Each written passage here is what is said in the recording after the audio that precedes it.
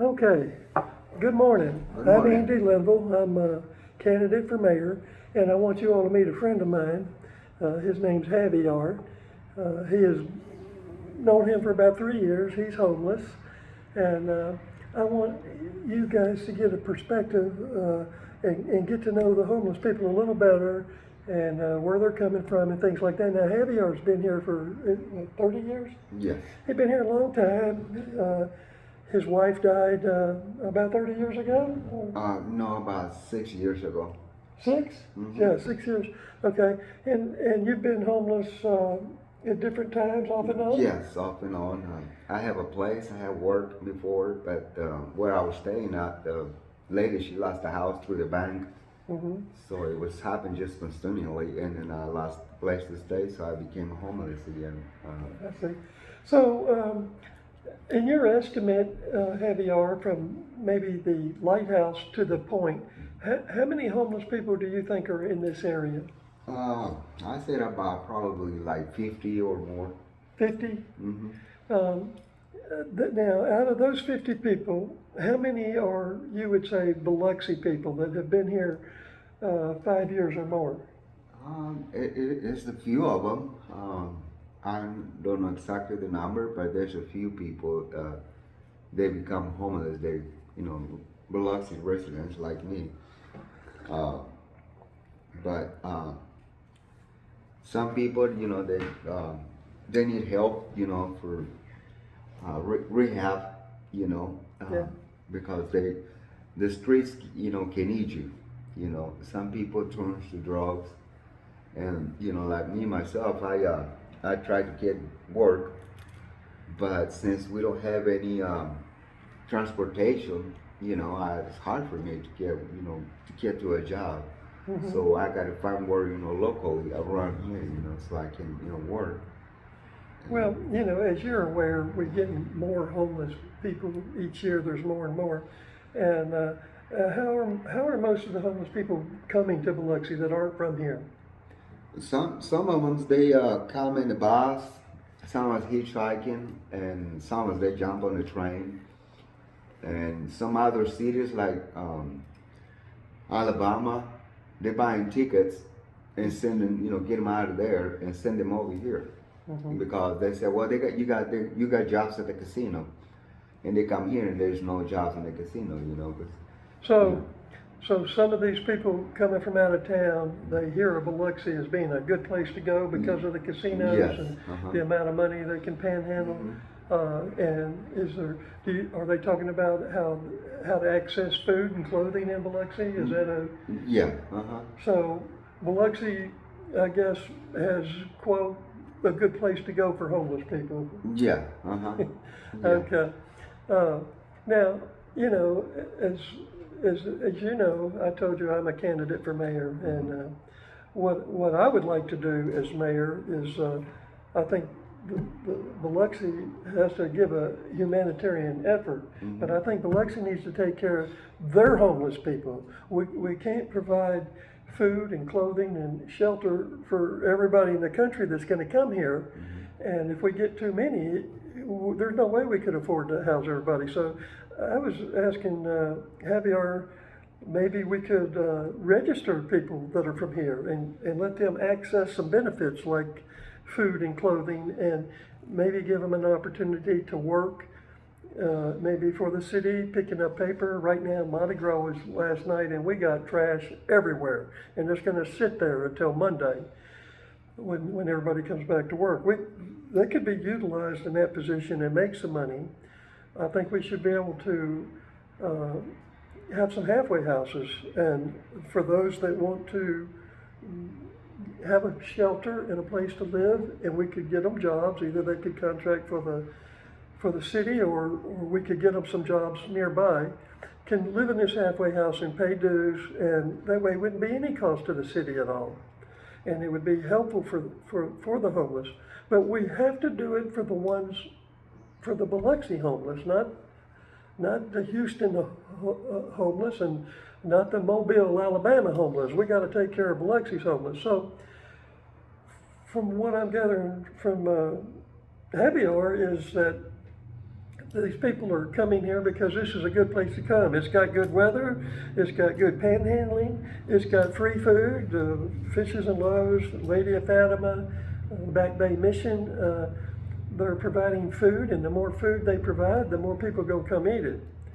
So if we could restrict who's allowed that food, maybe some of these people will go back to their homes and do that type of thing. If you were offered some contract labor occasionally, I'm sure you're always asking me where you can find work. I know you want to make a few dollars and you want Yes. to work for it. That'd probably be something for you to look at. Yes.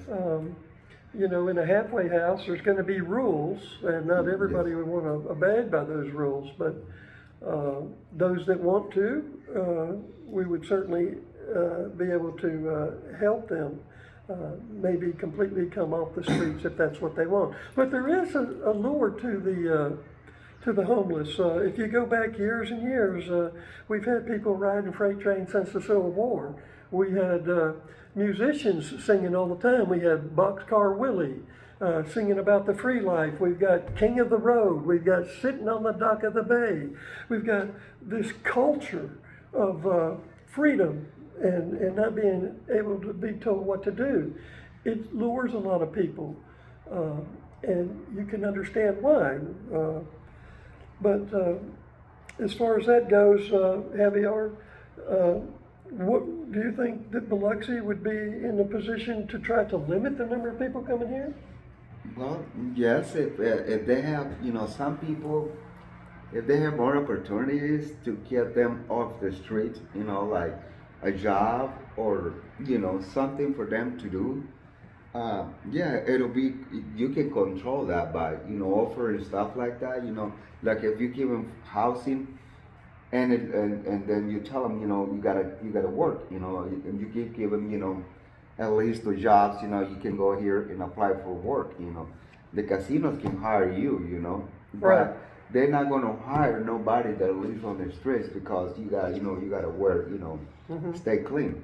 And some people, you know, some of us, they don't want to work. They just want to be, you know, on the streets, and that's the ones you gotta watch, you know, because that's the one go steal, you know, from your house, or, you know, like they just stole my bike, you know. Right. And Well- and there's a lot of ones like that, you know. When it was real cold not long ago, I'm at the harbor right now.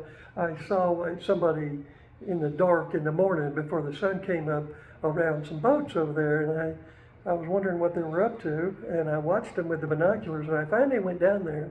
It was a woman, and she had a hoodie on. I thought it was a man, because most of them are men. And she didn't have any socks on, her ankles were exposed, she had a light jacket, and she was pacing the seawall, and I was afraid she was going to jump in, that she was going to end her life. She looked depressed. And I stopped and spoke to her, and she said, I need a safe place to go. And she says, I don't want to be around any crackheads, I just want a safe place to go. And I made a half a dozen calls up here, and everybody referred me to the police. There was nowhere I could send that lady. She walked out there the entire 8 hours of my shift, and I left and I went home, and I hadn't seen her again. But we really need to evaluate and help these people. Those who want to work, we get them in a halfway house, they can get SNAP, they can get some food, things should work out okay. It wouldn't be any cost to the city at all. We house our disabled and our elderly. We have the housing authority to help low-income people and pregnant mothers, but we have nothing for the homeless. And we're going to have to put that effort forward, and we're going to have to limit the amount coming. And Biloxi doesn't need to be, the word doesn't need to be up and down the railroad tracks that it's a good place to go. But it needs to be, don't waste your time there. It's not a place to go. Mississippi has less homeless people than any state, is what I read the other day. Only 3 people per 10,000 are homeless. But the problem is, they're all right here in Biloxi along the coast. They're not spread out. If they were spread out, you would never hardly notice anybody, just the ones that live here.